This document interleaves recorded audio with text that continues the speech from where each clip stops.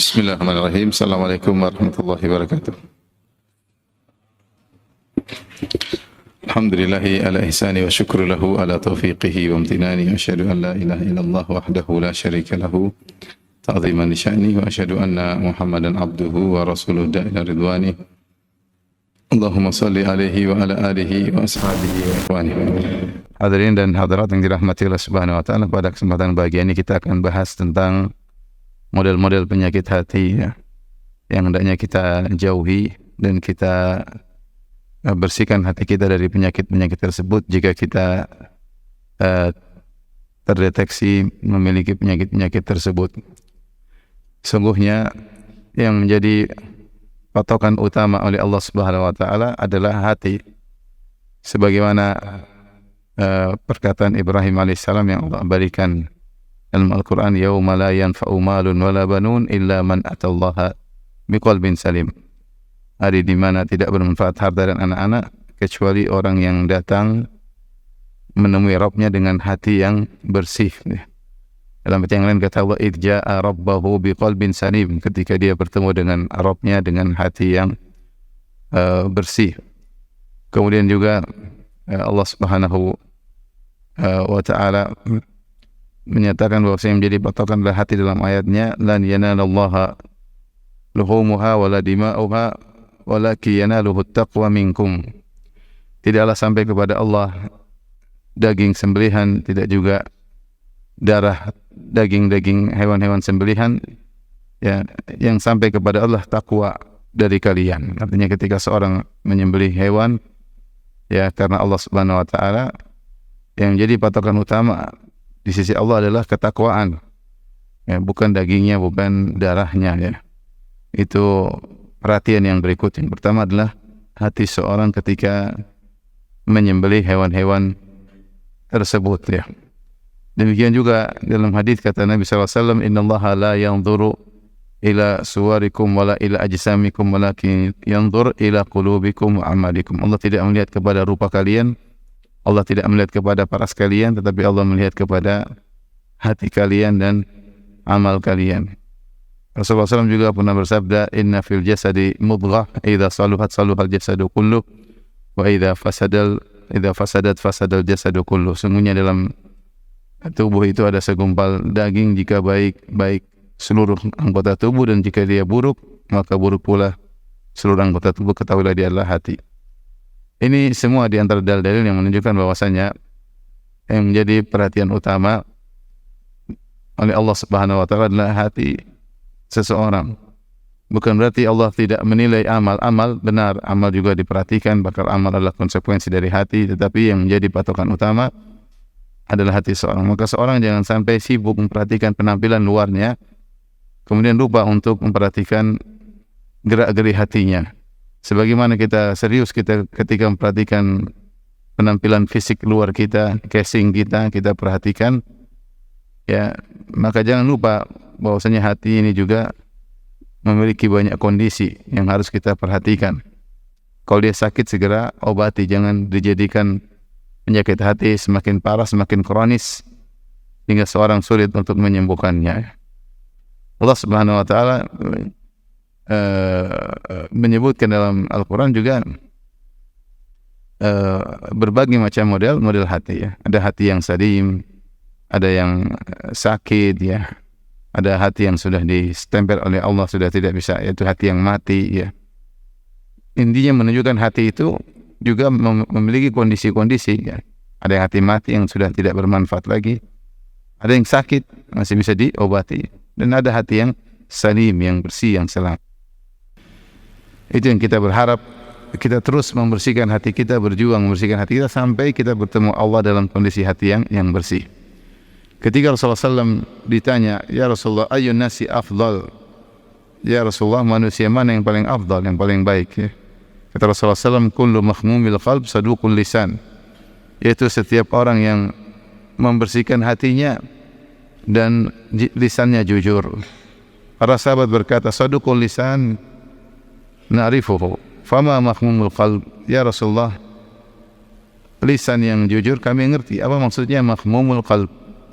Makhmumul qalb itu secara bahasa maknanya yaitu hati yang disapu terus, ya, sebagaimana rumah yang kotor yang kemudian disapu terus, ya. Ini isyarat bahwasanya manusia yang terafdal, yang terbaik adalah yang selalu membersihkan hatinya, karena hati ini selalu dihinggapi dengan kotoran-kotoran, ya. Kalau dibiarkan kotoran tersebut tumpuk maka sulit untuk membersihkannya, tapi dia selalu perhatikan, dia bersihkan sehingga dia menjaga kebersihan hatinya. Itulah manusia yang terbaik. Itulah manusia yang terbaik. Ikhwan dan akhwat yang dirahmati oleh Allah Subhanahu wa taala. Apa saja penyakit-penyakit hati? Penyakit-penyakit hati mungkin kita bisa bagi menjadi dua. Penyakit-penyakit hati yang pertama yang merupakan kekufuran, yang kedua penyakit-penyakit hati yang tidak sampai pada kekufuran, tapi dia merupakan dosa-dosa, baik dosa besar maupun dosa kecil. Penyakit hati yang merupakan kekufuran, contohnya seperti nifaq, kemunafikan, itu penyakit hati. Contohnya asyak, keraguan, itu juga merupakan penyakit hati. Al-kufur juga merupakan apa? Penyakit hati. Ini penyakit hati yang juga berbahaya, bahkan sangat berbahaya, yang di zaman sekarang ini juga banyak menimpa kaum muslimin. Dengan adanya medsos, dengan adanya jejaring sosial, ya, internet, maka berbagai macam syubhat disebarkan.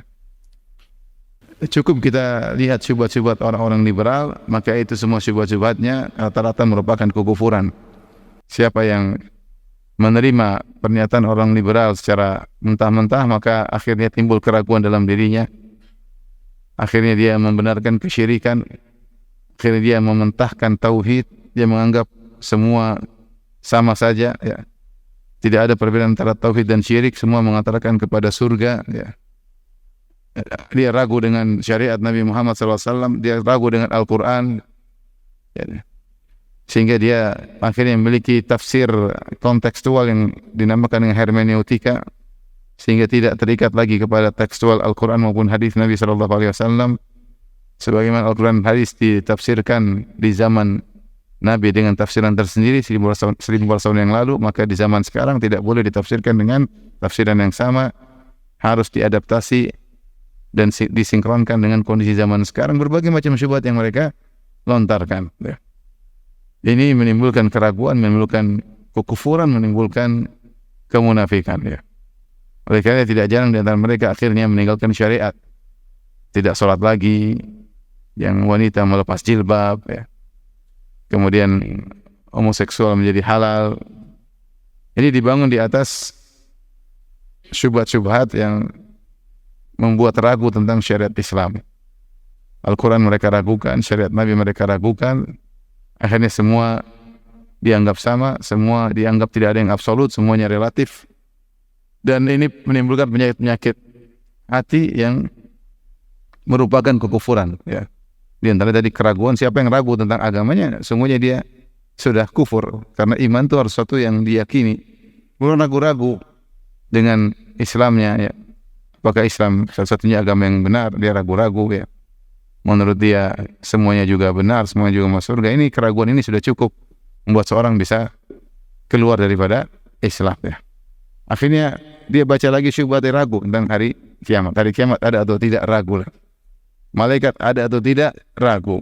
Akhirnya bertumpuk-tumpuk keraguan dalam dirinya. Penyakit hati, tapi kekufuran ini sangat berbahaya. Cara untuk menghindarinya adalah jangan dengar syubhat, ya. Jangan dengar apa? Syubhat. Hati ini lemah. Al-qulubu dha'ifah wa syubhatu khattafah. Hati ini lemah sementara syubhat menyambar-nyambar. Kalau kita tidak memiliki dasar agama yang kuat, jangan kita baca lontaran-lontaran celotehan-celotehan mereka. Tutup telinga, nggak usah dengar. Karena mereka yang melontarkan syubhat-syubhat tersebut orang berpendidikan, bahkan doktor dalam bidang agama, bahkan profesor dalam bidang agama, tapi disesatkan oleh Allah Subhanahu wa ta'ala di atas ilmu. Wa adallahu Allahu ala ilm. Allah sesatkan di atas ilmu. Sudah punya ilmu agama tapi tersesat, ya. Oleh karenanya kita yang sudah tentram dengan apa yang kita yakini, jangan coba-coba mendengar syubhat-syubhat mereka ya. Jangan coba-coba mendengar syubhat-syubhat mereka ya. Baik. Namun itu bukan bahasan kita yang utama, itu pembahasannya tersendiri. Kita ingin bahas tentang penyakit-penyakit hati yang merupakan dosa-dosa yang sering menimpa kaum muslimin. Di antara penyakit-penyakit tersebut, saya sebutkan terlebih dahulu, di antara adalah misalnya riya, ingin diakui, memperlihatkan amalan supaya diakui, yang temannya adalah sum'ah, memperdengarkan amal soleh supaya dipuji ya. Yang kedua adalah ujub. Ujub adalah merasa bahwasanya dia berhasil karena punya andil ya, bukan semata-mata karena Allah, tapi dia juga punya andil dalam keberhasilannya. Itu namanya ujub, nanti akan kita jelaskan. Antara penyakit hati adalah hasad. Hasad yaitu tidak senang orang lain mendapatkan kenikmatan, tidak senang orang lain mendapatkan kenikmatan. Orang dapat kenikmatan, dia jengkel, dia tidak suka. Itu namanya hasad, protes dengan pembagian Allah Subhanahu wa taala nikmat terhadap orang lain. Kemudian yang berikutnya adalah al-bukhl, pelit ya. Pelit yaitu pelit, tidak mau berbagi kepada orang lain padahal dia memiliki kelebihan harta. Di antara penyakit hati adalah al-kibr. Al-kibr itu apa? Sombong ya, merendahkan orang lain. Kibr terkait dengan orang lain dan kibr terkait dengan kebenaran. Batarul haq wa ghamtun nas. Kibr, sombong itu adalah menolak kebenaran dan merendahkan orang lain ya. Kemudian di antara penyakit hati adalah al-wahan, yaitu hubbud dunya wa karihatul maut, cinta kepada dunia yang berlebihan ya, dan benci dengan kematian. Cinta kepada dunia dan benci dengan kematian ya. Ini di antara penyakit hati yang hendaknya kita jauhi dan banyak menimpa kaum muslimin. Di antaranya juga adalah hubus syuhrah, suka ingin di komentari terus, ingin jadi bahan perhatian orang. Kalau orang bilang secara narsis, ini juga penyakit hati yang juga menimpa banyak YouTuber. Orang-orang main medsos terkena penyakit ini, ingin jadi bahan komentar, ingin senang kalau jadi bahan pembicaraan orang banyak ya. Ini penyakit hati yang juga menimpa. Ada berapa tadi? Ada berapa tuh? 7. Ini kalau ada yang lain kasih tahu saya. Baik. Di antara penyakit tersebut kita akan jelas satu persatu. Yang pertama adalah apa tadi? Riya. Apa itu riya? Riya diambil dari ra'a, yura'i, mura'at, riyaan. Artinya memperlihatkan amal soleh untuk disanjung atau untuk diakui. Dalam satu hadis kata Nabi sallallahu alaihi wasallam tentang penyakit riya, akhwafu ma akhafu alaikum asyirkul asghar. Perkara yang paling aku khawatirkan menimpa kalian, wahai para sahabatku. Rasulullah sedang berbicara tentang para sahabat, orang soleh. Yang aku khawatirkan menimpa kalian asyirkul asghar, itu syirik kecil. Fasa'aluhu, mereka bertanya apa ini syirik kecil? Kata Nabi sallallahu alaihi wasallam, ar-riya, yaitu memperlihatkan amal soleh agar diakui dan disanjung oleh manusia. Ini penyakit yang berbahaya yang justru menimpa orang-orang soleh. Riya tidak menimpa pelaku maksiat, tetapi yang rawan terkena riya adalah orang yang melakukan amal soleh ya. Apalagi amal soleh tersebut amal soleh yang hebat seperti haji. Makanya ketika Nabi SAW berhaji, Rasulullah SAW mengatakan, Allahumma hajjatun la riya'a fiha. Ya Allah, inilah hajiku, tidak ada riya di dalamnya. Tidak ada riya di dalamnya. Karena potensi untuk riya dalam haji sangat besar. Maka Rasulullah SAW mengumumkan bahwasanya saya haji tanpa riya ya. Ketika para sahabat sedang berbicara tentang Dajjal, fitnah yang paling bahaya, yang menakutkan, maka Nabi SAW berkata, ala ukhbirukum bima huwa akhwafu alaikum indi min fitnati al-masih Dajjal. Aku kabarkan kepada kalian tentang suatu fitnah yang lebih aku khawatirkan menimpa kalian daripada fitnah Dajjal. Qalu bala ya Rasulullah, kata para sahabat, tentu ya Rasulullah. Apakah itu? Kata Rasulullah SAW, asyirkul khafi, syirik yang samar, yang disebut juga dengan syirkus sarair, syirik yang samar, yang tersembunyi, tidak ada yang tahu kecuali Allah Subhanahu wa taala. Kemudian Rasulullah SAW memberi contoh, yaqumu rajulu fayusalli fayuzayyina salatahu lima yara min hadzal rajulin ilaih. Seorang berdiri kemudian dia salat, kemudian bagus-baguskan salatnya karena dia tahu orang sedang melihat dia salat. Dia berdiri, dia salat, dia bagus-baguskan salatnya karena dia tahu ada yang sedang perhatikan dia salat. Tujuannya apa? Agar dipuji, agar disanjung. Ini contoh riya, ya. Contoh riya. Ini penyakit yang sangat berbahaya karena siapa yang melakukan riya maka amalnya gugur. Amalnya gugur. Kemudian pada hari kiamat kelak dia akan dipermalukan oleh Allah dengan menyuruh mencari pahala dari orang yang dia cari muka selama di dunia. Kata Nabi SAW, yaqulullah hina yujazin nas. Maka Allah berkata kepada lil mura'in, orang-orang yang riya, ketika Allah beri balasan kepada orang-orang beramal saleh, Allah kasih balasan, datang orang-orang yang riya minta pahala kok belum dikasih. Apa kata Allah Subhanahu wa taala? Idhabu ila alladhina kuntum turauna fid dunya hal tajiduna indahum jazaan. Kalian sana jangan cari pahala sama aku. Pergilah kepada orang-orang yang di dunia kalian cari muka sama mereka. Mintalah balasan kepada mereka. Apakah kalian akan dapatkan balasan? Tentu jawabannya tidak, ya. Yang bisa membalas pada hari kiamat kelak hanyalah siapa? Allah Subhanahu wa taala. Maka ini penyakit berbahaya di mana seorang memperlihatkan amal solehnya untuk diakui, untuk disanjung, untuk dihormati. Itulah yang disebut dengan riya. Semisal dengan ini adalah sum'ah. Tapi sum'ah terkait dengan pendengaran, yaitu dia cerita, saya begini, saya begini, saya begitu. Dia memperdengarkan amal solehnya agar disanjung, agar dihormati, agar diakui. Ini dua penyakit berbahaya yang siapa terjumus dalamnya maka bukan cuma amal solehnya jadi nol, bahkan jadi minus karena dia dosa. Seandainya orang melakukan riya cuma sekedar hilang amalan mungkin masih mending. Tapi ternyata orang yang riya dan sum'ah bukan cuma amalannya hilang, bahkan dia berdosa-dosa besar yang mengancam dia masuk neraka jahanam. Oleh karena seorang berusaha berjuang agar tidak riya. Kalaupun dia riya, segera dia bertobat kepada Allah Subhanahu wa taala. Di antara yang membantu kita untuk tidak riya adalah berdoa kepada Allah Subhanahu wa taala. Allahumma inni a'udzubika an usyrika bika syai'an a'lamuhu wa astaghfiruka lima la a'lamu.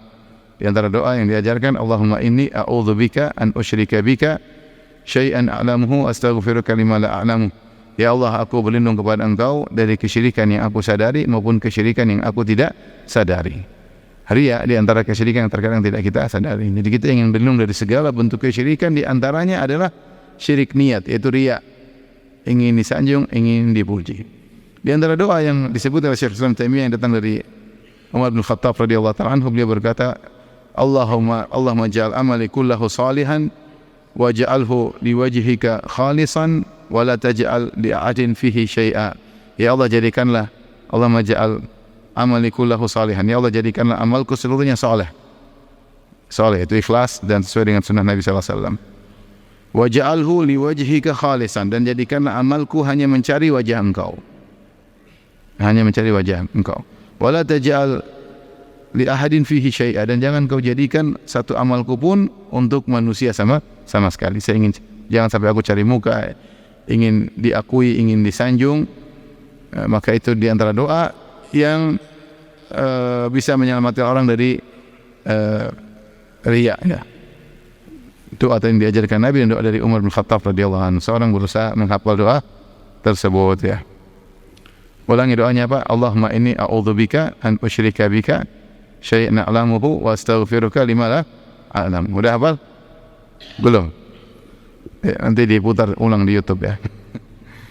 Kemudian doanya Umar, Allahumma ja'al amali kullahu salihan. Ulang. Allahumma ja'al amali kullahu, seluruhnya, kullahu salihan. Yaitu ya Allah jadikanlah amalku seluruhnya salih. Allahumma ja'al amali maksudnya amalku. Allahumma ja'al, yaitu Allah jadikan amali kullahu salihan. Waj'alhu, dan jadikanlah amal tersebut liwajhika khalisan. Waj'alhu, ulang, waj'alhu liwajhika khalisan, yaitu jadikanlah amalku murni hanya untuk mencari wajahmu.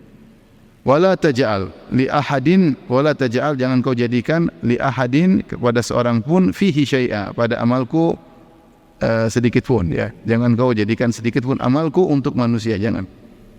Saya tidak ingin amalku hanya ingin mengharap balasan manusia, ingin sanjungan manusia, ingin pengakuan manusia. Itu doa yang diucapkan Umar bin Khattab radhiyallahu anhu sebagaimana diriwayatkan dari beliau. Jadi pertama, jadi banyak berdoa karena tidak ada yang bisa mengatur hati kita kecuali siapa? Allah Subhanahu wa taala. Dan berbanyak dia muqallibal qulub, tsabbit qalbi ala dini. Penyakit hati ini, riya ini datang sering, kadang datang, kadang pergi, kadang datang, kadang pergi. Maka perjuangan melawan riya seumur hidup, ya, seumur hidup. Terus kita berdoa kepada Allah agar tidak riya. Kapan kita riya, selesai amalan kita tidak diterima oleh Allah Subhanahu wa taala. Meskipun sebesar apapun, meskipun sebanyak apapun, meskipun berkorban jiwa, raga, harta, tidak ada faedahnya. Bukankah Rasulullah kabarkan 3 orang yang pertama kali masuk neraka adalah mujahid, ustadz, sama ahli sedekah, dermawan. Salah satu awwalu ma tusairu bihumun nar salasa. 3 orang yang pertama kali Allah nyalakan api untuk mereka. Yang pertama mujahid, orang yang berjihad, yang ternyata dia berjihad riya, ya, hanya ingin menunjukkan dia jagoan, dia berani, ya. Oleh karenanya seorang yang berjihad sampai mengorbankan jiwanya, raganya, tapi bukan karena Allah, masuk neraka. Yang kedua, orang berilmu, ya, yang mengajarkan Quran, yang mengajarkan ilmu, mengajarkan hadis, tapi ternyata dia qol annahu alim, supaya dikatakan dia orang alim, supaya disebut-sebut, supaya disanjung-sanjung, maka dia pun masuk neraka. Bukan karena yang terakhir, orang yang bersedekah, rajin bersedekah, ternyata dia tidak ikhlas, maka dia pun masuk neraka jahanam. Jadi kalau sudah riya, mau amal sebesar apapun tidak ada faedahnya. Taib. Ini jadi yang pertama berdoa kepada Allah Subhanahu wa taala. Yang kedua yang berusaha kita lakukan, ini sangat penting agar kita tidak riya, sembunyikan amal soleh kita sebisa mungkin, semaksimal mungkin sembunyikan amal soleh kita, ya. Man istata'a minkum an yakun lahu khabi'un min amalin salih falyaf'al. Siapa di antara kalian yang mampu punya amal soleh yang tersembunyi, maka lakukanlah. Ini perlu kita latih. Kita ibadah sembunyi, salat malam sendirian, kemudian kita sedekah diam-diam, ya. Semuanya kita berusaha. Tidak semua amal soleh kemudian kita ceritakan. Jangan kita ceritakan. Sebisa mungkin kita sembunyikan, ya. Kalau perlu istri tidak tahu, lebih baik, ya. Ya, kalau istri tidak tahu lebih baik. Tapi biasanya istri tahu, ya. Uang kok kurang, Mas, kemana uangnya? Ini, ya. Terpaksa itu. Bagaimana mau tidak ketahuan ATM yang pegang istri, ya, repot. Jadi maksudnya kalau bisa dia yang tahu, lakukan sebisa mungkin. Ataupun kalau kita harus kasih tahu dalam rangka untuk menolak kemudaratan, daripada disalah sangka, daripada, ya. Tapi amal soleh apapun kalau bisa kita sembunyi, kita sembunyi. Amal soleh, mau sedekah, mau berbuat baik, mau tidak usah kita ceritakan pada orang lainnya. Terkadang seorang terpancing untuk menceritakan amal solehnya. Hati-hati. Kamu kok bisa berhasil? Oh, saya dulu begini, saya ya, cerita semua tentang kebaikan-kebaikan. Repot. Gara-gara cuma masuk podcast doang. Cerita semua kebaikan dia, masa lalunya, perjuangannya. Ya mungkin niatnya dia untuk motivasi, tapi berat, antara motivasi dan ingin diakui. Seorang jangan spekulasi. Jangan spekulasi dalam kehidupan. Amal dia belum tuh. Amal kita sudah sedikit. Yang sedikit itu jangan dispekulasikan. Kalau bisa tidak diketahui lebih baik. Kalau ketahuan oke lah, tidak masalah. Tapi kalau bisa disembunyikan, yang kata Nabi sallallahu alaihi wasallam, "Man istata'a minkum an yakuna lahu khabirun min amal salih falyaf'al." Siapa yang mampu menyembunyikannya, maka sembunyikan. Lihatlah bagaimana Ali bin Husain bin Ali Zainal Abidin. Ya, Zainal Abidin Ali bin Husain bin Ali bin Abi Thalib radhiyallahu ta'ala anhu, yang tinggal di Madinah, kemudian dia mengayomi sekian puluh orang miskin. Setiap malam dia pikul, saking dia ingin sembunyikan amal solehnya, dia tidak nyuruh budaknya untuk mikul gandum, dia mikul sendiri. Kemudian dia bagi-bagikan ke pintu-pintu orang miskin di malam hari. Setiap pagi mereka dapati sudah ada gandum, kantong gandum di depan rumah. Setiap hari seperti itu. Sampai akhirnya dia meninggal dunia. Ketika dia meninggal dunia, ternyata pembagian gandum tidak ada lagi. Orang miskin tersebut tidak mendapati ada yang bagi gandum lagi. Ternyata ketahuan yang bagi selama ini siapa? Zainal Abidin, Ali bin Husain bin Ali bin Abi Thalib, dan terlihat pada pundaknya ada bekas-bekas hitam. Ternyata dia yang selama ini mikul apa?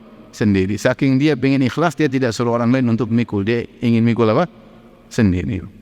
Ini pernah ada, ya, di zaman para salafus salih orang yang seperti seperti ini, yang amal solehnya luar biasa dan tidak ada yang mengetahui, maka latih diri kita bahagia kalau nggak ada yang tahu. Latih diri kita, kita menghibur diri kita, alhamdulillah ya Allah, amal ini yang tahu hanya Engkau ya Allah, terimalah dari, sudah, sembunyikan, jangan cerita-cerita.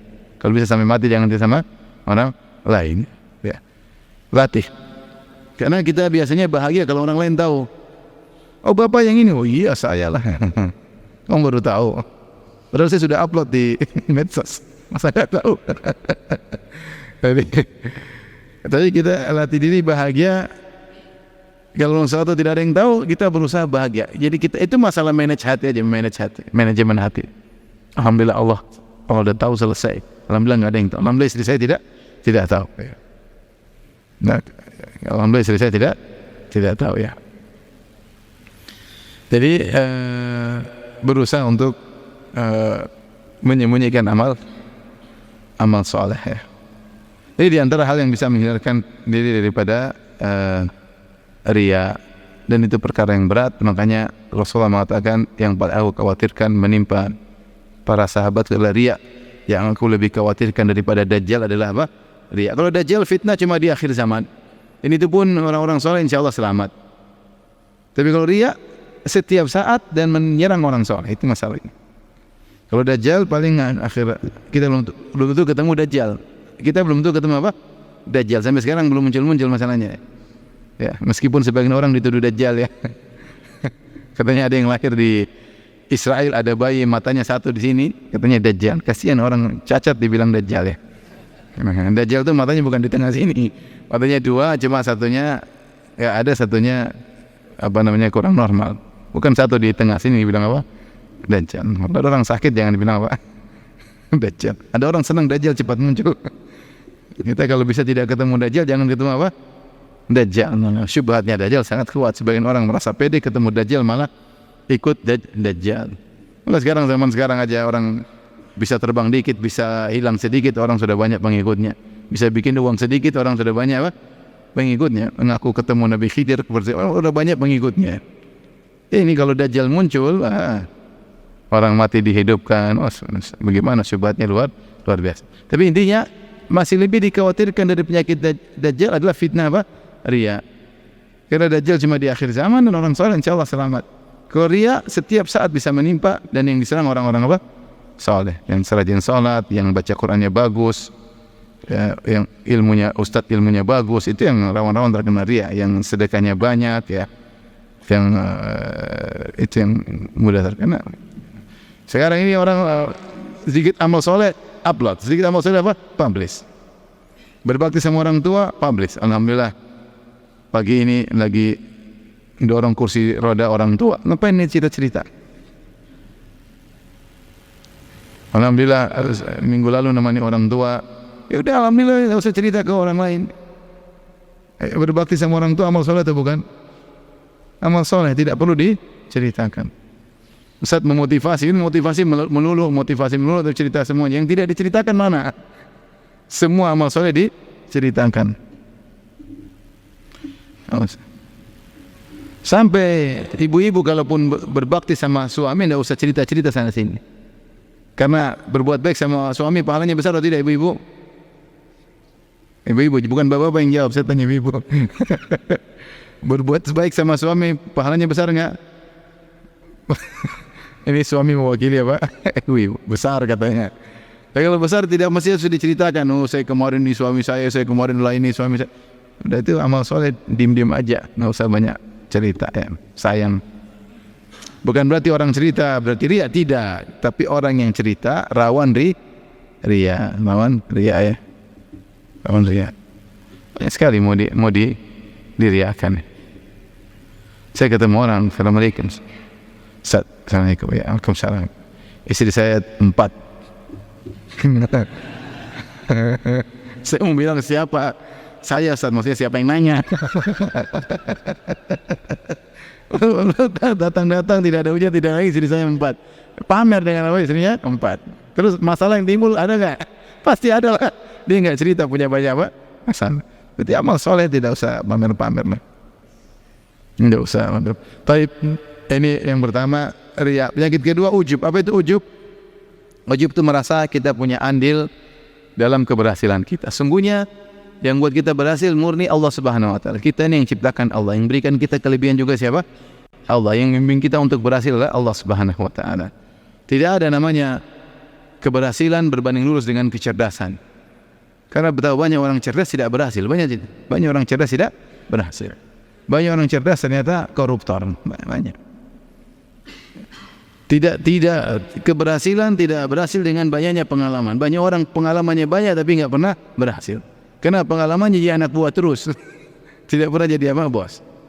Tapi ada orang subhanallah mungkin kalau secara IQ biasa-biasa saja. Secara pengalaman juga tidak banyak tapi Allah buat dia berhasil dunia maupun apa? Akhirat. Ini dalil bahwasanya keberhasilan mulai dari Allah Subhanahu wa taala. Kalau ternyata hidayah berbanding lurus dengan kecerdasan, maka seharusnya orang-orang Jepang yang mungkin lebih pintar daripada kita harusnya lebih dapat hidayah. Atau orang non-muslim sana yang IQ-nya tinggi-tinggi, para penemu-penemu, harusnya mereka dapat hidayah. Ya. Tapi ternyata tidak. Ya. Ternyata orang-orang yang IQ-nya rendah-rendah juga ternyata mendapat hidayah tauhid. Hidayah tauhid yang sangat logis. Justru orang-orang yang katanya IQ-nya tinggi tersebut tidak logis ketika berakidah. Tidak logis ketika berakidah. Ini dalil bahwasanya keberhasilan dalam dunia maupun urusan akhirat semuanya dari Allah Subhanahu wa taala. Allah berfirman tentang keberhasilan akhirat, "Walaula fadlullahi 'alaikum wa rahmatuhu ma zaka minkum min ahadin abada, walakinnallaha yuzakki man yasha." Kalau bukan karena karunia Allah dan rahmat Allah, maka tidak seorang pun dari kalian akan menjadi soleh. Tetapi Allah mensolehkan siapa yang Allah kehendaki. Ya. Apa kata Nabi SAW? Laula Allah ma tadaina wala sallaina wala tasaddaqna. Kalau bukan karena Allah Subhanahu wa taala kami tidak dapat hidayah, kami tidak bisa salat, kami tidak bisa bersedekah. Semuanya karena Allah Subhanahu wa taala. Penghuni surga ketika sampai masuk surga mereka berkata wa qalu alhamdulillahilladzi hadana li hada wa ma kunna linahtadiya laula an hadanallah. Segala puji bagi Allah yang telah memberi petunjuk kepada kami sehingga kami bisa masuk surga. Ya. Dan kami memakunna linahtadiya, kami tidak bisa dapat petunjuk kalau bukan Allah yang beri apa? Petunjuk. Oh ya. Ya. Oleh karenanya seorang dalam keberhasilan apapun dia nisbahkan kepada Allah. Kalau dia berhasil dunia dia bilang hadza min fadli rabbi, ini karunia apa? Allah. Ya. Dia beluani ashkur am akfur. Allah mengujiku, saya bersyukur ataukah saya kufur. Kapan kita merasa karena saya itu kufur? Tapi kalau dia bilang hadza min fadli rabbi, ini karunia Allah. Ya. Maka seorang jangan sampai merasa dia punya andil dalam keberhasilan. Makanya disebut riya adalah syirik dalam tauhid al-uluhiyah, karena syirik pada tujuan, yaitu seseorang beribadah selain mencari pengakuan Allah juga mencari pengakuan manusia, paham? Sehingga dia melakukan mensyirikan, mensekutukan Allah. Allah digandengkan dengan manusia. Dia ingin diakui Allah dan juga ingin diakui apa? Manusia. Jadi syirik mensekutukan Allah dengan orang lain. Tapi kalau ujub mensekutukan Allah dengan diri sendiri. Mensekutukan Allah dengan diri sendiri terkait dengan tauhid ar-rububiyah. Itu dia menyangka keberhasilan itu adalah karena Allah dan karena saya, sehingga saya bisa berhasil. Makanya ketika orang mengatakan iyyaka na'budu wa iyyaka nasta'in, dia akan selamat dari dua model kesyirikan tersebut. Dia mengatakan iyyaka na'budu, hanya kepada Engkau lah kami beribadah, kami tidak mengharap pujian manusia. Wa iyyaka nasta'in, hanya kepada Engkau lah kami mohon pertolongan. Artinya hanya Engkau lah yang menolong kami ya Allah. Bukan karena kelebihan saya, enggak. Ya. Maka siapa yang merasa berhasil baik perkara duniawi maupun perkara ukhrawi, dia merasa karena dia jagoan, itulah apa? Ujub. Itulah ujub. Ya kita ini siapa ya? Ya kita ini siapa? Kita ini pas-pasan semuanya ya. Kecerdasan juga pas-pasan, semangat juga pas-pasan ya. Tapi alhamdulillah Allah kasih hidayah, alhamdulillah. Allah buat bisa kita salat apa? Subuh, alhamdulillah ya. Yang lain lebih pintar dari kita, yang lebih, tapi belum diberikan seperti kita. Maka jangan kita ujub ya, hati-hati. Meskipun kita sembunyikan ujub kita, tapi Allah maha tahu. Ujub ini akan mengantarkan pada penyakit berikutnya, penyakit hati berikutnya, namanya kibar, sombong. Jadi ujub beda dengan sombong. Ujub itu adalah langkah menuju pada kesombongan. Karena orang yang sudah ujub, dia bangga dengan dirinya, dia takjub dengan dirinya, maka dia akan merendahkan orang lain. Jadi ujub beda dengan apa? Sombong. Kalau ujub itu tadi merasa dirinya hebat. Kalau dia merasa keberhasilan karena saya juga, bukan cuma Allah semata, tapi saya bersama Allah membuat saya apa? Berhasil. Adapun sombong lebih tinggi lagi karena dia merasa dirinya hebat, akhirnya dia merasa rendah orang lain. Rasulullah SAW ketika menjelaskan tentang sombong, al-kibar batarul haq wa ghamtun nas. Kibar itu menolak kebenaran dan merendahkan apa? Manusia. Ya. Itu namanya sombong, ya. Seperti itu apa? Sombong. Cuma begitu. Itu apa? Sombong. Ngalah gitu.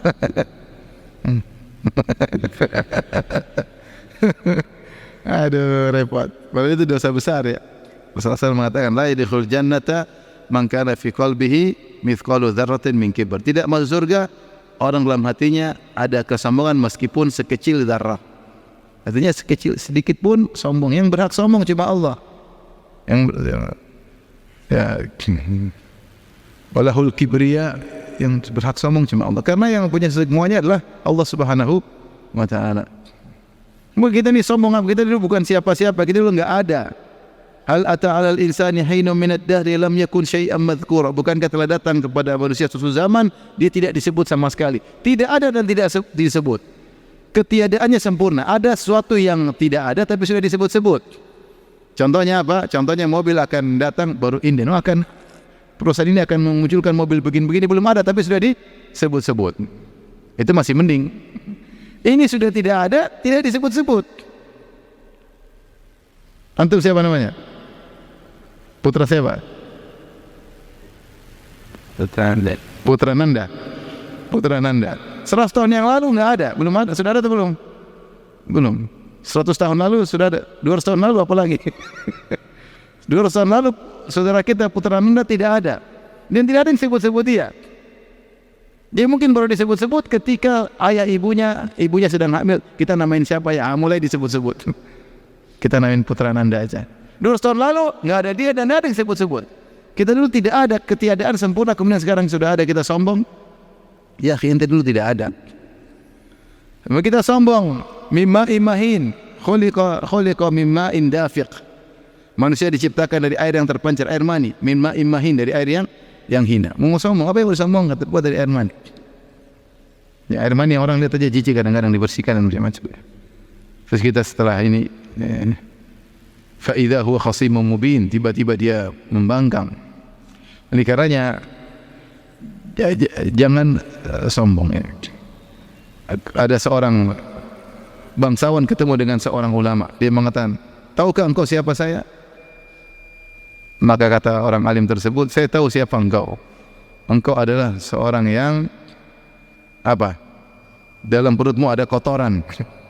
Ya, dalam perutmu ada kotoran. Yang kau tercipta dari air mani yang hina, kalau mati jadi bangkai, dan sekarang kau sedang bawa kotoran. Itulah hakikatmu. Yang kau tercipta dari air mani yang hina, yang keluar dari kemaluan, kemudian masuk ke dalam kemaluan dan keluar lewat kemaluan lagi. Iya enggak? Ini kita ini masuk, keluar dari kemaluan, masuk dari kemaluan laki-laki, masuk ke kemaluan wanita, keluar lagi dari kemaluan apa? Wanita. Mau sombong? Ya, keluar dari tempat sebagaimana kencing keluar dari kemaluan. Kemudian kalau mati jadi apa? Bangkai. Kita kalau mati enggak ada yang kuburin, bau atau tidak? Bau, semua orang tidak ada yang mendekat. Dan sekarang kau sedang berjalan, dalam perutmu ada kotoran. Itulah hakikat apa? Dirimu. Terus mau sombong. Kita mau sombong, kita ini cuma ukurannya 0,5 meter kali 1,5. Kita ini tingginya paling berapa? Paling tinggi 2 meter, paling nggak sampai juga. 1,6, 1,7, 1,5 ya. Tinggi atau pendek? Pendek dibandingkan gunung. Kita nggak ada apa-apanya ya. Pendeknya, lebar cuma ya, kalau kita dikubur ya sudah selesai. Kalau dari luar angkasa kita nggak kelihatan. Orang dari pesawat lihat kita nggak? Nggak kelihatan karena saking apa? Kecilnya ya. Kalau kita badan sebesar gunung mungkin boleh sombong mungkin. Allah mengatakan innaka lan takhriqal arda wa lan tablughal jibala tula. Kau tidak bisa menembus bumi dan kau tidak bisa tinggimu setinggi apa? Gunung. Ya. Mau apa yang kita sombongkan? Kalau kita besar sebesar gunung seperti tembok besar Cina dari angkasa luar kelihatan mungkin sombong. Kau kalau naik pesawat lihat saya kan? Nah, itu mungkin sombong. Ini kalau naik pesawat sini kita sudah enggak kelihatan. Terus jalan petantang-petenteng, kayak orang kecil. Kalau kamu mati pun nggak ada masalah dunia ini, paham? Kamu mati nggak ada, seperti kamu masih banyak. Yang lebih bagus dari kamu juga masih apa? Banyak. Nggak ada, mati juga ada masalah. Kecuali kalau kau memang mati bahaya, itu berarti kau boleh sombong. Kau mati juga nggak ada masalah. Orang banyak bersyukur juga kalau kau mati. Maksud saya, apa yang mau kita sombongkan? Semua dari Allah Subhanahu Wa Taala. Ya. Yang kasih hidup Allah, yang kasih kita kecerdasan Allah, yang kasih kita kesehatan Allah. Maka jangan merendahkan orang. Kapan kita mulai merendahkan orang lain, kita sombong. Makanya ketika seorang ditanya apa itu tawadhu? Tawadhu itu kau keluar dari rumahmu dan tidak kau melihat orang kecuali kau merasa lebih baik daripada dirimu. Namanya tawadhu. Mungkin secara zahir kita lebih banyak sholat daripada dia. Mungkin. Itu kan zahirnya kalau di masjid. Kita nggak tahu kalau dia lagi di rumah seperti apa. Mungkin secara zahir kita lebih pakaiannya lebih islami, kita nggak tahu di rumah mungkin lebih berbakti, dia lebih berbakti sama orang tuanya, kita nggak tahu. Dia kerja susah kalau berbakti sama orang tuanya, kita masih pelit sama orang tua. Mungkin secara zahir kita lebih hebat, tapi ternyata kita hasad sama orang sementara dia tidak pernah hasad sama orang lain. Nah, kita hanya bisa nilai zahir, batin tidak ada yang tahu. Tidak ada indikator yang menunjukkan batin kita lebih baik daripada batin dia. Maka seorang tidak perlu apa? Sombong. Mungkin amal kita lebih banyak. Ini orang cuma bisa ngajar TPA, kita mungkin ngajar ilmu besar. Loh, kita belum tentu ikhlas. Mungkin dia amal diterima, kita nggak diterima. Oh, kita nggak tahu. Kita sombong. Mungkin dia cuma bangun mushola kecil, kita bangun masjid besar. Jadi bangun mushola kecil, tapi mungkin dia apa? Ikhlas. Dia bangun masjid besar, tapi ente pamer-pamer. Masjidnya ente kasih nama ente lagi.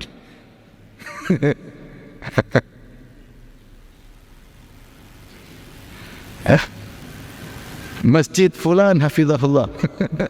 Masjid milik Allah, bukan milik ente. Kalau dia punya masjid milik Allah. Nama itu sekedar untuk pembedaan, bukan kepemilikan. Ya. Jangan bangun masjid merasa itu masjid milik ente. Intinya sombong ini sangat berbahaya. Siapa yang sombong maka masuk neraka. Ya. Hati-hati. Kapan kita merasa dalam hati kita bisa deteksi sendiri. Mulai merendahkan orang segera kita tepis. Ya, belum tentu saya lebih baik daripada dia. Belum tentu hati saya lebih daripada hati dia. Nggak ada yang tahu. Nggak ada yang tahu. Kita terkadang kita bicara pembantu kita. Pembantu, kelihatannya mungkin dia pas-pasan amal dia, tapi subhanallah ternyata dia kerja buat anaknya, terkadang dia kerja buat suaminya, terkadang luar biasa. 100% gajinya buat anaknya dan suaminya. Luar biasa. Terkadang dia kirim uang. Saya dapat mata-mata masih muda-muda. Semua uangnya dikirim ke ibunya. Luar biasa. Kita belum mampu seperti itu. Dia semua gajinya 2 juta, 2 juta setengah, semuanya dikirim buat apa? Ibunya. 100%. Terus kita merasa lebih baik dari pembantu tersebut? Belum tentu. Mungkin kita ngaji, mungkin dia ngaji, tapi dia ada pengamalan. 100% gajinya buat sama ibunya. Oleh karenanya, seorang jangan merendahkan orang lain. Siapa kapan merendahkan orang lain, maka dia sombong. Di antara penyakit hati tadi apa lagi? Hasad. Hasad jelas. Hasad di antara penyakit hati itu membenci atau tidak suka kalau ada orang dapat kenikmatan. Kapan kita tahu kita kena hasad? Lihat orang dapat kenikmatan kita nggak enak. Kok kita nggak enak ya? Apa masalahnya? Dia beli mobil baru kok saya yang gelisah. Dia kawin lagi kok saya yang gelisah lagi. Ini berarti hasad nih, hasad. Ya. Dia pengajiannya rame kok saya gelisah, berarti saya hasad. Itu berarti kita terlihat hasad. Mau tahu mau tidak mau bilang hati saya bersih, hasad berarti kamu. Hasad itu kapan tidak suka orang lain dapat nikmat, itu namanya apa? Hasad. Ini hasad paling rendah. Sekedar merasa terganggu orang lain dapat apa? Kenikmatan. Itu namanya hasad. Karena hasad pintunya luas. Hasad dalam dunia, hasad dalam agama, hasad dalam banyak hal. Ya. Kita berusaha kalau orang dapat nikmat, ya alhamdulillah Allah berikan dia nikmat. Ya saya kayaknya susah kalau dapat nikmat seperti dia, saya belum tentu bisa mensyukurinya. Alhamdulillah mungkin Allah sudah tahu dia lebih berhak, dia dikasih nikmat. Udahlah, Ngapain kita hasad sama orang lain ya? Ngapain kita gantungkan kebahagiaan kita sama orang lain bahagia kok kita yang sengsara? Ya. Ini penyakit sudah sering sampaikan berulang-ulang dalam pengajian kita. Ini penyakitnya iblis hasad. Iblis hasad sama Adam. Ini penyakitnya Qabil kepada Habil. Qabil hasad sama Habil dibunuh. Ini penyakitnya Yahudi kepada kaum muslimin sehingga tidak mau menjadikan Nabi Muhammad sebagai nabi karena ternyata nabi terakhir dari Arab. Mereka hasad dan min indi anfusihim. Penyakitnya Yahudi. Ini penyakitnya orang munafik. Kenapa Abdullah bin Ubay bin Salul tidak mau masuk Islam atau jadi orang munafik? Karena dia maunya jadi pemimpin. Ternyata datang Muhammad SAW memimpin kota Madinah. Semua orang-orang buruk penyakitnya apa? Hasad. Kita jangan berpenyakit. Kalau ada penyakit hasad kita tawan. Di antara obat penyakit hasad, kita puji orang yang kita hasati. Faham? Kita sebutkan keutamaan, oh dia Masya Allah, memang dia Masya Allah. Puji dia, ya. Terus kita berusaha mengenalinya. Kita datang, Assalamualaikum, Masya Allah, antum kita punya. Karena kalau kita diam-diam terkadang setan masuk, bikin kita semakin apa? Hasad. Tak kenal maka tak sayang. Kalau kita sama dia, kita datang sama dia, kenali dia, salam-salaman, makan bareng, insya Allah hasad apa? Hilang. Tapi kalau kita nggak pernah makan bareng sama dia, ini hasad kadang-kadang. Hasad. Jadi kalau makan bareng udah selesai. Udah kenal, ngapain kita hasad sama orang yang kita kenal, ya. Jadi di antara cara melawan apa? Hasad. Kalau nggak bisa lagi, nggak bisa ketemu, kirim hadiah. Kirim hadiah, kasih tulis nama buat orang yang saya hasati. Kirim hadiah, insya Allah kita kurang agak. Allah akan berusaha, akan memperbaiki hati kita kalau kita berusaha. Kalau kita sedang hasad, kita puji dia, kita sanjung dia, kita kirim hadiah sama dia. Kalau bisa kenal dia, itu lebih baik, ya. Sehingga hilang penyakit hasad tersebut. Dan sebagaimana saya telah jelaskan kemarin pagi tentang firman Allah, nahnu qasamna bainahum ma'isyatum fil hayatid dunya, bisa didengar kembali. Maksudnya yang bagi ini semua Allah lebih tahu mana yang pantas buat dia dan mana yang pantas buat saya. Kalau kita diberikan kenikmatan seperti dia, belum tentu kita bisa bersyukur. Maka apa yang kau rasakan sekarang, tanggung jawabnya sudah banyak, ya. Tanggung jawabnya sudah sangat-sangat berat, ya. Kalau kau dikasih lebih lagi, belum tentu kau bisa bertanggung jawab. Berat, ya. Saya sering bilang, kita aja HP baru satu aja kalau dihisap repot. Gimana kalau HP-nya dua? Kita baru buka akun satu saja hisapnya sudah panjang. Gimana kalau kita punya akun 3, 4 dan seterusnya? Kita punya perusahaan satu saja, punya toko satu, ya, hisapnya udah panjang. Gimana kalau punya toko 2, 3 dan 4? Kita punya mobil satu aja, hisapnya sudah panjang. Gimana kalau punya mobil 2, 3 dan 4? Kita punya istri satu aja udah setengah mati. Apalagi kalau punya istri 2, 3 dan 4. Sudahlah, nikmati aja yang antum dapati sekarang. Enggak punya toko, alhamdulillah hisap sedikit. Punya toko repot. Ini barangnya dari mana, proses penjualannya bagaimana, repot. Ya. Oleh karena kalau antum diberi, syukuri. Kalau antum enggak diberi, jangan hasad sama orang lain. Kita followernya sekian, hasadnya apa, hisapnya sedikit. Apalagi kalau followernya banyak, hisapnya juga lebih repot. Ya, semuanya setiap kenikmatan ada hisapnya. Bertambah kenikmatan semakin panjang apa? Hisapnya. Maka seorang tidak perlu hasad sama orang lain, ridha dengan pemberian Allah, yakinlah apa yang Allah berikan terbaik buat kita. Terus penyakit hati apa lagi? Bukhal, pelit. Kata Nabi SAW, wala yajtami' syuh wal iman fi qalbi abdin abada. Tidak akan berkumpul dalam hati seorang beriman, dalam hati seorang hamba, iman dan pelit. Siapa yang beriman, dia harusnya tidak pelit. Siapa yang pelit, imannya kurang. Jadi iman dan pelit itu berkumpul di hati, kemudian saling serang-serangan. Kalau iman semakin kuat, pelit harus tergeser. Kalau pelit semakin kuat, iman semakin apa? Tergeser. Mereka enggak mau hidup berdamai. Makanya Nabi SAW berkata, wasadaqatu burhan, sedekah adalah bukti keimanan seorang. Kalau orang tidak punya, ya sudah, gimana, ya sudah. Kalau dia nggak punya, dia sedekah buat dirinya lebih baik, sedekah buat anak istri lebih baik. Tapi kalau dia punya berlebihan, ngapain dia pelit? Sungguhnya kalau dia bersedekah, dia sedang menabung untuk masa depannya di akhirat. Tabung banyak-banyak aja. Kalau kita nabung di dunia, kita takut inflasi, takut ketahuan pajak misalnya, dibayar pajak, macam-macam orang menghindar. Jadi kalau kita tabung di sisi Allah, selamat. Bahkan dijadikan riba oleh Allah sebanyak-banyaknya. Ya. Man dzal ladzi yuqridullaha qardan hasanan fayudha'ifahu lahu adha'afan katsirah.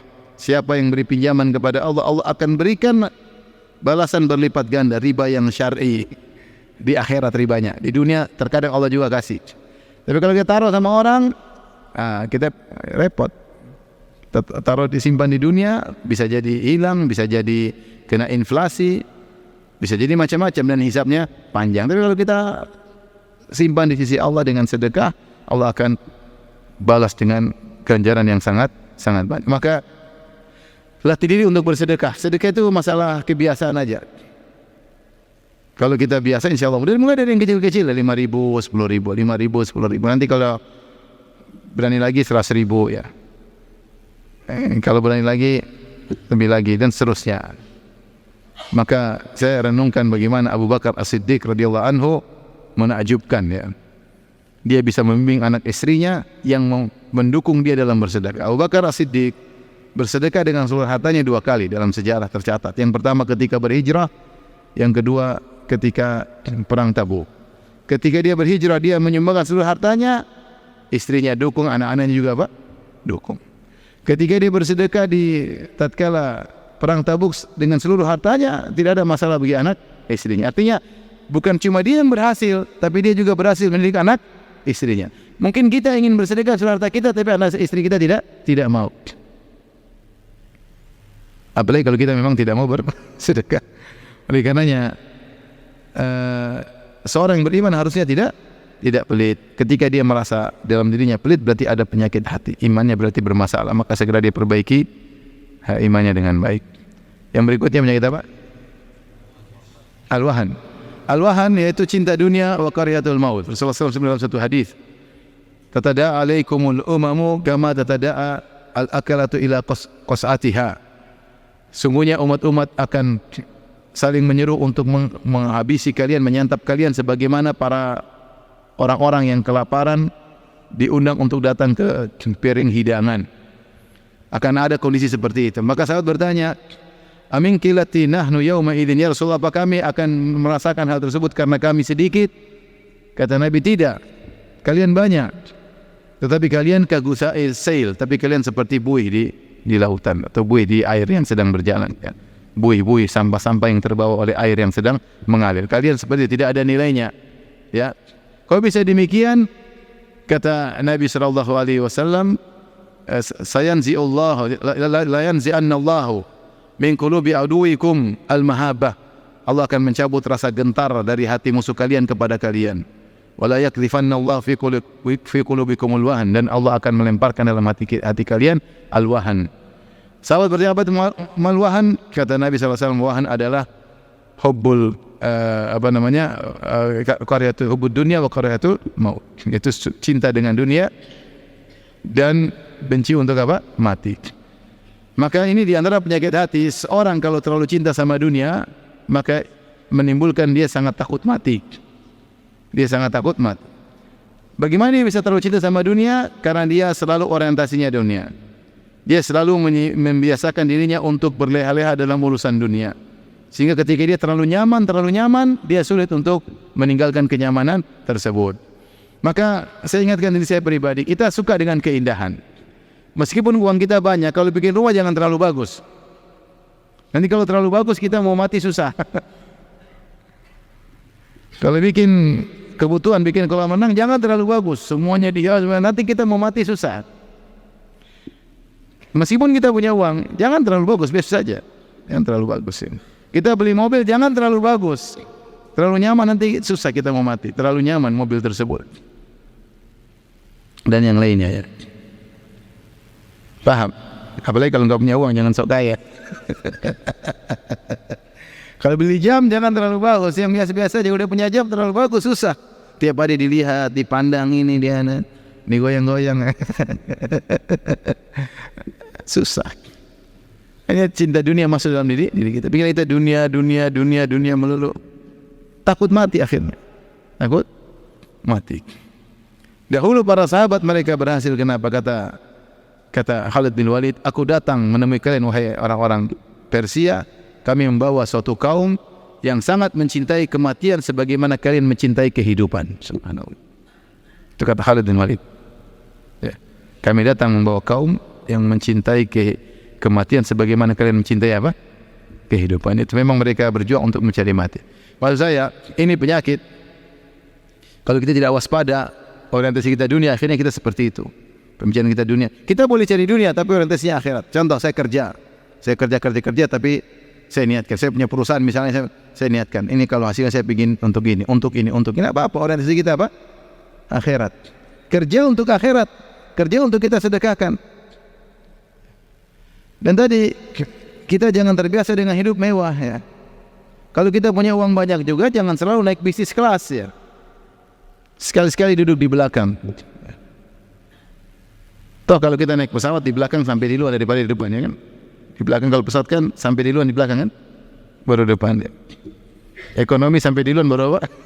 Bisnis kelas. Meskipun yang keluar bisnis kelas, tapi yang sampai di luar yang jadi enggak sekali-sekali hidup susah, sekali-sekali ya. Tidak selalu harus keren, mewah enggak. Nanti kita lupa karena hati ini tidak bisa kita kontrol.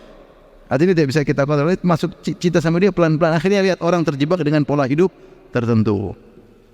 Dia sudah mulai senang main sesuatu, hanya itu aja digeluti, senang ini. Kita yang lihat dia aneh, ini orang kok kalau bicara jam aneh sekali. Tapi sesungguhnya untuk mencapai keanehan tersebut melalui proses. Sampai akhirnya dia tenggelam dalam dunia jam yang mewah. Kita lihat ini orang Bahlul beli jam 1 miliar, beli jam ratusan juta Bahlul. HP saja ada jamnya, ngapain?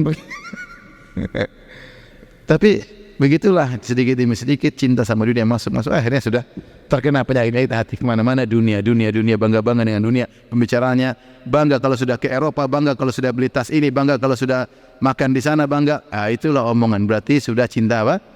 Dunia tanpa dia sadari. Hati-hati, ini penyakit hati. Yang terakhir tadi narsis, pingin dikomentari. Rasulullah SAW tidak suka dengan syuhrah. Kata Rasulullah SAW, man labisa libasa syuhrah albasahullahu di dunia albasahullahu libasal madallah yaumal qiyamah. Siapa yang di dunia pakai pakaian syuhrah, pakaian yang tampil beda, maka Allah akan membuat dia pakai pakaian kehinaan pada hari kiamat kelak. Ketika Rasulullah SAW melarang seorang berjalan dengan pakai satu sendal saja, satunya tidak, maka ada beberapa penjelasan ulama, ada yang mengatakan karena begini. Di antaranya ada yang mengatakan itu penampilan syuhrah akan menjadi pusat perhatian. Ada orang jalan pakai sendal satu, kaki satunya tidak pakai sendal, orang akan jadi apa? Perhatian. Jadi syuhrah itu tidak disukai. Makanya Nabi SAW kalau pakai baju seperti yang lainnya. Rasulullah SAW saking tidak ada yang bisa tahu mana Nabi mana yang lainnya, sampai kalau ada orang datang dari jauh, Muhammad yang mana? Mereka bingung, dia bingung. Sampai akhirnya dibuatlah tempat duduk agak tinggi. Kalau Nabi lagi ceramah, para sahabat biar tahu yang duduk di tengah itu siapa? Rasulullah. Kalau enggak ada yang tahu Nabi mana, yang lain mana. Kenapa? Karena tidak ada bedanya. Bahkan ketika Nabi SAW berhijrah dari Mekah menuju Madinah, Nabi berhijrah dengan Abu Bakar. Dan kaum Ansor tidak pernah melihat Nabi SAW. Ketika sampai di Madinah, orang-orang semua selamat datang, tapi muka mereka ke Abu Bakar. Selamat datang, selamat datang. Mereka mempersilakan Abu Bakar, bukan Nabi, karena mereka menyangka Nabi adalah Abu Bakar adalah siapa? Nabi. Karena tidak ada bedanya. Ketika sampai duduk ada cahaya terik matahari mengenai Nabi, Abu Bakar kemudian menaungi Nabi, baru mereka tahu, oh Nabi yang itu ternyata bukan yang tadi. Kenapa Rasul tidak suka dengan pakaian apa? Syuhrah. Dan seorang berusaha untuk alaikum bi khassati amrik wa da'anka amrul awam. Kata Nabi, sibuklah dengan urusan privasimu, tinggalkan urusan orang. Ini bukan ninggalin urusan orang, pingin dia jadi bahan komentar, bikin kegiatan yang selalu pingin kalau tidak dikomentari orang setiap hari dia pusing, gelisah. Bikin konten yang aneh-aneh jadi pusat perhatian. Penyakit. Pingin suka kalau jadi buah bibir. Antum jangan begitu ya. Antum kalau itu hidupnya susah. Pingin dikomentari orang, senang dikomentari orang. Akhirnya waktu buat keluarga kurang. Itu menyiksa diri ente. Dapat kenikmatan yang semu. Kenikmatan disanjung orang, kenikmatan diomongin orang, kenikmatan dipuja-puja orang, tapi antum sendiri sengsara. Sama anak, sama istri tidak ada waktu, sibuk bikin konten melulu. Ini kurang bagus. Pusing mikirin apa? Supaya dikomentari manusia. Orang banyak sudah bikin konten macam-macam supaya jadi pusat perhatian, bikin viral, ya. Kalau bikin viral harus cari perhatian enggak? Cari perhatian, bikin yang aneh-aneh supaya apa? viral. Penyakit bukan? Penyakit, hobi viral. Janganlah kita nih hidup viral itu semakin repot. Mending gak usah viral, kita bisa konsen untuk ibadah, bisa konsen untuk. Tapi ini saja ikhwan dan akhwat yang rahmatillah subhanahu wa ta'ala. Semoga Allah membersihkan hati-hati kita ya. Kalau kita ada penyakit segera kita deteksi dan kita perbaiki. Jangan kita biarkan hati kita semakin kronis. Udah kronis susah. Diomongin, dikasih tahu nggak mau dengar. Kenapa? Dia sudah merasakan terjebak dengan penyakit tersebut. Mau diapain lagi? Ya, sudah kecanduan. Udah kecanduan mau dinasihati sampai capek pun tidak akan didengar. Wallahu ta'ala bishawab. Demikian saja. Kalau ada yang bertanya saya persilahkan.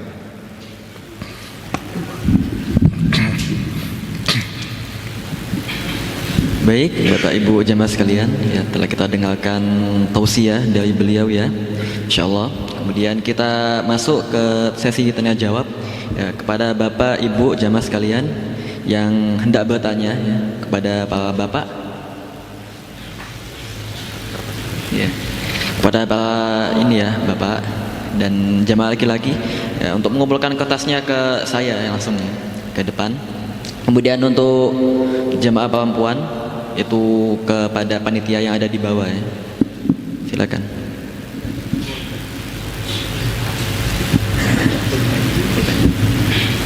Ada nggak gimana kak? Tidak ada kertas.